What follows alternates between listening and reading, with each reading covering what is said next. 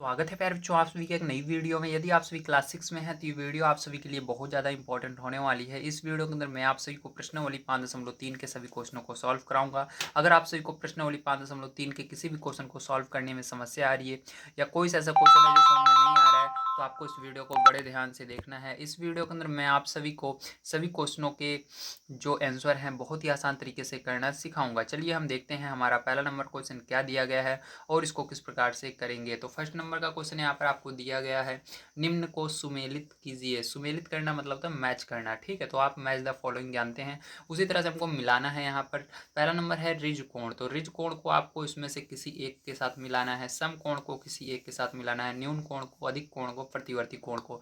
तो सबसे पहले चलिए कॉपी पर चलते हैं और इसको हम बढ़िया तरीके से समझते हैं रिज कोण का मतलब क्या होता है और आप इसको किस प्रकार से मिलाएंगे। तो इसको आप मिला लेंगे, ठीक है। अब देखिए यहाँ पर जैसा कि पहला नंबर आपका क्या है, रिज कोण, ठीक है। अब इसको ध्यान से देखना है। तो रिज कोण का मतलब क्या होता है, सबसे पहले इसको समझिए, ठीक है। तो रिज कोण का मतलब होता है 180 अंश का कोण। क्या होता है, 180 अंश का कोण होता है, ठीक है। रिज कोण उसे कहते हैं जिसमें 180 अंश का कोण बनता है। अब देखो 180 अंश का कोण बनता है तो यहाँ पर देखिए आपकी बुक में 180 अंश तो कहीं पर नहीं लिखा हुआ है, देख लीजिए आप। तो इसके अंदर कहीं पर 180 अंश लिखा हुआ है, नहीं लिखा हुआ ना, क्योंकि ये घूर्णन के आधार पर लिखा हुआ है। तो आपको मैंने बताया था जो एक घड़ी होती है, कल की वीडियो अगर आपने नहीं देखी है जरूर देखिए। अगर उसको आप देख लेते हो तो ये सारी चीज़ें बहुत ही आसान तरीके से एक बार में ही समझ में आ जाएगी, ठीक है। अभी मैं आपको बहुत ही अच्छी तरीके से समझाऊंगा, अगर आपने कल की वीडियो नहीं देखी है तब भी समझ में आएगा, लेकिन कल की वीडियो अगर आपने देखा होगा मतलब प्रश्नावली 5.2, तो ये सारी चीज़ें आपको पहले से आती रहेंगी, तो आपको समझने में ज़्यादा तकलीफ नहीं होगी। अब देखिए ध्यान से, मैंने आपको बताया था जो घड़ी होती है, पूरी घड़ी जो बनी होती है गोल गोल, ठीक है, वो 12 बजे से चलती हुई फिर से जब 12 पर पहुंच जाती है तो वो कितना घूर्णन पूरा करती है, एक घूर्णन पूरा कर लेती है। और देखिए इसके अंदर क्या होता है, ऐसा हो जाता है कभी कभी कि उसके अंदर घड़ी जो होती है एक घूर्णन पूरा नहीं कर पाती है, बीच में ही आपसे पूछ लिया जाता है बताइए एक से चलना शुरू हुई है और 4 पर गई है तो उसने कितना घूर्णन पूरा किया, तो ऐसे पूछ लिया जाएगा। तो इसके लिए क्या किया गया था, वहां पर बांटा गया था, ठीक है। वहां पर क्या किया गया था, घूर्णन को मतलब एक घड़ी जो होती है वो एक घड़ी अगर चलना स्टार्ट होती है तो वो एक पूरे 12 घंटे में कितने घूर्णन पूरे करती है, 4 घूर्णन, मतलब एक घूर्णन पूरे करती है, लेकिन अगर समकोण में बांटे तो 4 समकोण बनाती है। इसलिए यहाँ पर बटे में क्या किया गया, 4 लिखा गया है। कितने समकोण बनाती है, 4 समकोण, ठीक है। तो उसी के आधार पर इसको हमको सॉल्व करना होगा। अब अगर आपको समझ में नहीं आ रहा है तो कोई बात नहीं है, यहाँ पर मैं घड़ी बना रहा हूँ और उसको बढ़िया तरीके से आपको समझा रहा हूँ, देखिए। तो यहाँ पर आप देख सकते हैं एक मैंने घड़ी बनाई है, ठीक है। अब इसको देखिए ध्यान समझिएगा, इसके अंदर एक घूर्णन कब पूरा होगा, जब जब इसके अंदर 3 घंटे ये आगे चलेगी तब एक घूर्णन पूरा होगा। जैसे कि ये 12 से चलना शुरू हुई एक घड़ी, ठीक है, मतलब घंटे वाली जो सुई है वो 12 पर थी, अब चल करके वो 3 घंटे आगे पहुंच जाती है। तो देखो 1 2 3, यहाँ पर जब पहुंचेगी तो कितना घूर्णन होगा, एक घूर्णन होगा, ठीक है। 3 पर पहुंचेगी तो फिर इसको आगे गिनिए, 3 फिर आगे 1 2 3, फिर 6 पर पहुंचेगी, 2 घूर्णन मतलब 2, सॉरी घूर्णन नहीं, समकोण पूरा होगा, ठीक। घूर्णन किसे कहते हैं, एक चक्कर पूरा करते हैं तब उसे घूर्णन कहते हैं, ठीक है। अगर अभी हम समकोण देख रहे हैं तो जैसे यहाँ से 12 से चलना शुरू हुई, 1 2 3 पे पहुंचे तो एक समकोण हुआ, क्योंकि देखिए यहाँ से अगर आप ध्यान से देखो यहाँ पर ऐसे घड़ी वाली सुई थी, ठीक है, और बिल्कुल इसके सीधे में पहुंची तो देखो यहाँ पर क्या बन रहा है, एक समकोण बन रहा है, ठीक है। इसी को क्या कहते हैं, हम समकोण बोलते हैं। अब देखो यहाँ पर ये समकोण आपका इस तरह से बनेगा। अब यही वाली सुई जो होगी, अब यहाँ पर मान लीजिए यहाँ से चलना शुरू हुई, यहाँ पर आएगी तो क्या होगा, दूसरा समकोण यहाँ पर बनेगा। इसी तरह से 1 2 3 आगे चलेगी, तीसरा समकोण बनेगा, फिर 1 2 3 आगे चलेगी, चौथा। इसलिए एक घड़ी में टोटल कितने समकोण बनते हैं, 4 समकोण बनते हैं, आपको पता होना चाहिए, ठीक है।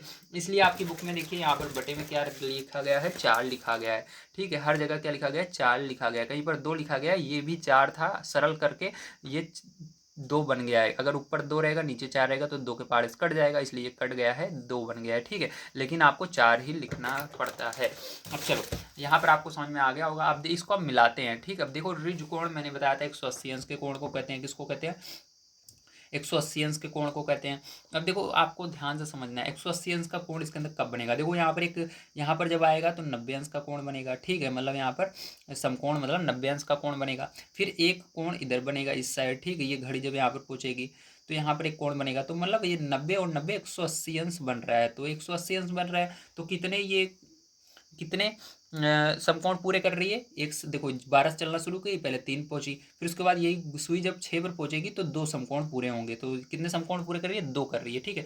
तो आप इसको बटे में क्या लिखोगे प्यारे बच्चों? इसको आप देखो बटे में आप 2 समकोण पूरे कर रही है तो 2 और बटे में 4 रहेगा ही रहेगा। मैंने कहा था पूरी घड़ी में कितने समकोण रहते हैं? 4 समकोण रहते हैं। अब इसको सरल करोगे, 2 एक कम 2, 2 दूनी 4, तो आपका क्या आ रहा है? 1/2 आ रहा है। कितना आ रहा है? 1/2 आ रहा है, ठीक। तो आपको यही आंसर में लिखना है। क्या लिखना है? 1/2 गुणन, ठीक है। क्या होगा इसका आंसर? 1/2 गुणन, ये सी वाला सही होगा, ठीक है। ऋजु कोण में कितने होते हैं? 1/2 गुणन होते हैं। तो यहाँ पर इसको लिख लेना है आपको, ठीक है। मैंने आपको सरल करके भी दिखा दिया किस प्रकार से ये आएगा। अब दूसरा नंबर चलिए इसका देखते हैं, ध्यान से देखिएगा इसको। दूसरा नंबर है समकोण, ठीक है। समकोण मतलब 90 अंश का कोण। तो देखो समकोण, तो मैंने बताया था एक इसके अंदर कितने समकोण बनते हैं? 4 समकोण बनते हैं, लेकिन केवल एक समकोण की बात हो रही है। समकोण बोले मतलब एक, तो एक समकोण यहाँ पर बन रहा है, ठीक है। तो आपको क्या करना है इसके लिए? सबसे पहले आपको नीचे 4 लिखना ही है, जैसे इसके अंदर नीचे लिखा था, क्योंकि पूरी घड़ी कितने समकोण बनाती है? 4 समकोण बनाती है। 4 लिखा। कितने समकोण पूरे कर रही है ये? कितने समकोण की बात हो रही है? एक समकोण की, तो ऊपर एक लिख देना। जितने समकोण होता है, मतलब ऋजकोण में 2 समकोण होते हैं, 2 यहाँ पर हमने लिखा था। समकोण में केवल एक ही समकोण होता है, एक लिखा, ठीक है। अब ये इसके आगे घूर्णन लगा दीजिए, क्योंकि ये सरल तो होगा नहीं, यही इसका आंसर हो जाएगा, ठीक है। बहुत ही आसान था। अब चलो इसके बाद देखते हैं इसका तीसरा नंबर क्वेश्चन प्यारे बच्चों किस प्रकार से होगा। तो तीसरा क्वेश्चन आपका है न्यून कोण, ठीक है। तो न्यून कोण को आपको यहाँ पर बताना है, न्यून कोण। अब देखो न्यून कोण का मतलब क्या होता है, इसको पहले समझिए। 90 अंश से कम, मतलब ये 90 कहाँ पर बनेगा? देखो यहाँ पर 90 बन रहा है, ठीक है। 90 अंश का कोण यहाँ पर बन रहा है। 90 अंश से कम के कोण को क्या कहेंगे? हम न्यून कोण कहेंगे। मतलब यहाँ पर 3 पर, ये जब ये सुई 3 पर न पहुंची रहे, इसके बीच में 3 से पहले रहे, और 12 से 3 के बीच में जब रहेगी, ठीक है। 12 से 3 के बीच में जब रहेगी तो इसको क्या बोलेंगे? न्यून कोण बोलेंगे। तो इसके अंदर देखिए, आप जानते हो जब तक समकोण पे पहुंचेगी नहीं तब तक हम एक पर लिख नहीं सकते। इसके लिए हम क्या लिखेंगे? इसके अंदर ये हम लिखेंगे यहाँ पर 101, मतलब 1/4 घूर्णन से कम, ठीक। क्योंकि यहाँ पर अभी देखो हमने क्या निकाला था? समकोण का मतलब होता है 1/4 घूर्णन। तो इस समकोण से कम रहेगी हमेशा ये, ठीक है। न्यून कोण इस समकोण से कम होता है, इसलिए हम लिखेंगे 1/4 घूर्णन से कम को क्या कहेंगे? न्यून कोण कहेंगे, ठीक है। तो यहाँ पर आपको समझ में आ गया होगा, वेरी गुड। इस तरह से आपको लिखना है प्यारे बच्चों। चलिए आगे देखते हैं इसका 4 नंबर का क्वेश्चन किस प्रकार से होगा। तो 4 नंबर का क्वेश्चन प्यारे बच्चों इसके अंदर आपका है अधिक कोण, ठीक है। तो अधिक कोण के बारे में आपको बताना है। तो अधिक कोण आपको पता है कि नहीं? चलिए नहीं पता तो कोई बात नहीं, मैं बता रहा हूँ। अधिक कोण का मतलब होता है ऐसा कोण जो 90 से बड़ा हो और 180 अंश से छोटा हो, ठीक। मतलब 90 से बड़ा रहेगा। 90 मतलब 4 पर भी आ सकता है, 5 पर भी आ सकता है। ये जो सुई रहेगी हमारी 3 से लेकर के, मतलब यहाँ से लेकर के, ठीक है। हमारा क्या होगा? यहाँ पर 3 से 90 से बड़ी रहेगी, 3 से लेकर के यहाँ तक आ सकती है 6 के पहले कहीं पर, लेकिन 6 पर नहीं आ सकती। 6 पर आएगी तो वो 180 अंश हो जाएगा। मतलब 90 से बड़ी होगी और 180 अंश से छोटी। तो 90 को हमने क्या माना था? समकोण मतलब 90 होता है। तो 104 घूर्णन से बड़ा लिखेंगे। इसके अंदर क्या लिखेंगे? ध्यान से देखना, ठीक है। इसके अंदर आप लिखोगे 104 घूर्णन, 104 सॉरी 1/4 घूर्णन, मतलब 1/4 घूर्णन मतलब समकोण से बड़ी होगी, 1/4 घूर्णन, और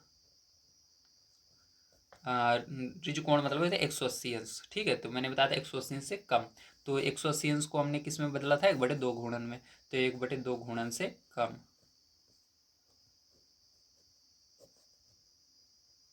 ठीक है। इसको मैंने क्यों लिखा? क्योंकि आपकी बुक में यही वाला ऑप्शन आया है प्यारे बच्चों, जो रहेगा उसी को तो लिखेंगे। देखो 1/4 घूर्णन और 1/2 घूर्णन के बीच में, ठीक है।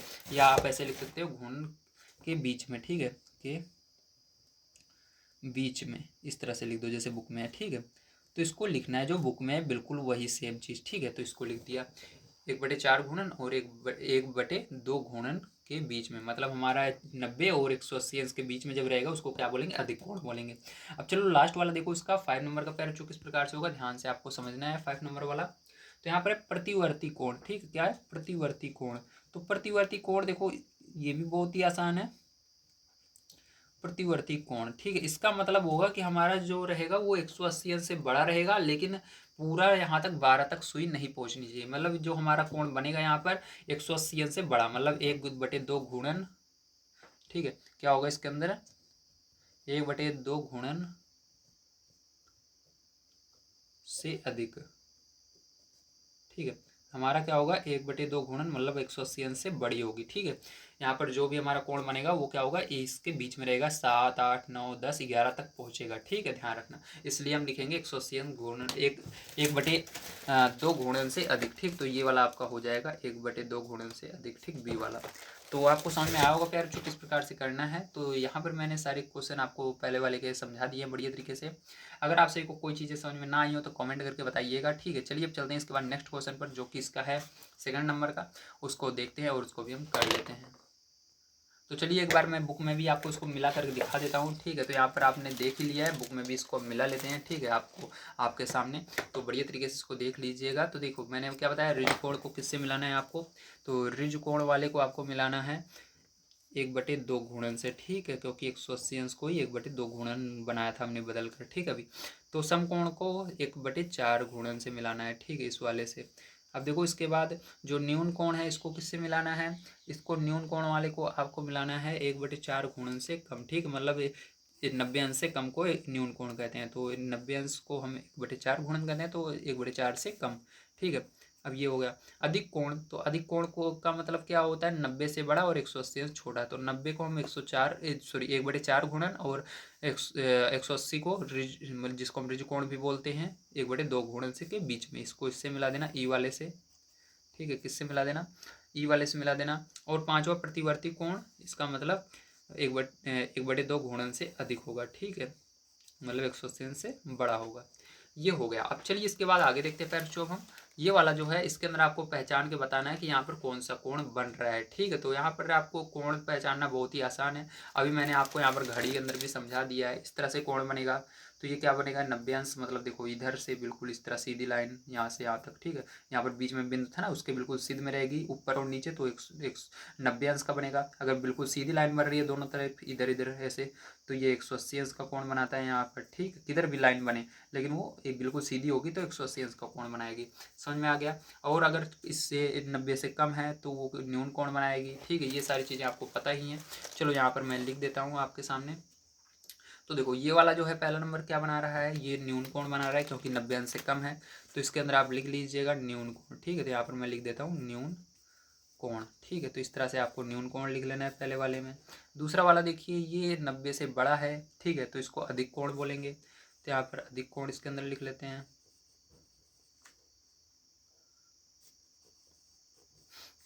अब देखो इसके अंदर ध्यान से देखो, यहाँ पर क्या बन रहा है, 90 अंश का कोण बन रहा है, क्योंकि देखो ये जो लाइन है इसी की मदद से आपको देखना है।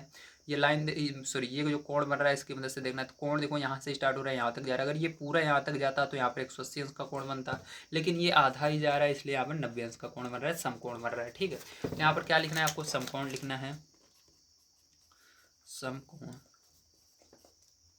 इसी तरह प्यार बच्चों देखो आगे आपका ये वाला, तो ये देखो आपका बहुत बड़ा कोण बन रहा है, मतलब 180 तब होता है जब ये बिल्कुल सीधी लाइन इस तरह से होती है। ठीक है, यहाँ पर इस तरह लाइन होती है तो 180 यहाँ तक बनता है, लेकिन ये इससे भी आगे कोण निकल रहा है। तो 180 अंश से ज़्यादा के कोण को क्या बोलते हैं, ठीक है, 180 अंश से ज़्यादा के कोण को आप क्या बोलते हैं, तो उसको प्रतिवर्ती कोण बोलते हैं। क्या बोलते हैं, प्रतिवर्ती कोण बोलते हैं। ठीक है, याद रखना 180 अंश से जब ज़्यादा बड़ा कोण बने तो उसको प्रतिवर्ती कोण बोला जाता है। तो यहाँ पर लिखेंगे प्रतिवर्ती कोण। ठीक है, तो प्रतिवर्ती कोण बन रहा है, यहाँ पर क्या बन रहा है, प्रतिवर्ती कोण बन रहा है। ठीक है, तो प्रतिवर्ती कोण, चलो ये हो गया आपका प्रतिवर्ती कोण। अब इसके बाद देखो फिर जो आपका ई नंबर का क्वेश्चन। ठीक है, तो यहाँ पर देखो, यहाँ पर जो कोण है एक लाइन है, उसके अंदर लाइन पर ये कोण बन रहा है पूरा, ये सीधी लाइन है, इस पर कोण बन रहा है। जब लाइन पर कोण बने चाहे वो जिधर भी बने, लेकिन लाइन सीधी लाइन रहे उस पर कोण बने तो उसको हम बोलते हैं रिज कोण। क्या बोलते हैं, रिज कोण बोलते हैं, मतलब 180 अंश का कोण बन रहा है तो रिज कोण। और देखो इसके अंदर देखो ये 90 अंश से कम है, ये भी 90 अंश का, क्योंकि यहाँ पर कोण बन रहा है तो इसको भी हम क्या बोलेंगे, न्यून कोण बोलेंगे। ठीक है, दोनों ही न्यून कोण है यहाँ पर। तो यहाँ पर आपको लिख देना है न्यून कोण। तो उम्मीद है फिर जो आप सभी को समझ में आया होगा किस प्रकार से आपको ये एक्सरसाइज पूरी कंप्लीट करनी थी। आज की वीडियो में मैंने आप सभी को ये पूरी एक्सरसाइज कंप्लीट करवा दी है, सारी चीज़ें इसके अंदर मैंने बता दी है, बढ़िया तरीके से समझा दिया है। अगर आप सभी को वीडियो पसंद आया तो लाइक कीजिएगा, चैनल को सब्सक्राइब कीजिएगा। मिलते हैं अगली वीडियो में। वीडियो देखने के लिए धन्यवाद, आप सभी का दिन शुभ हो। Thank you very much.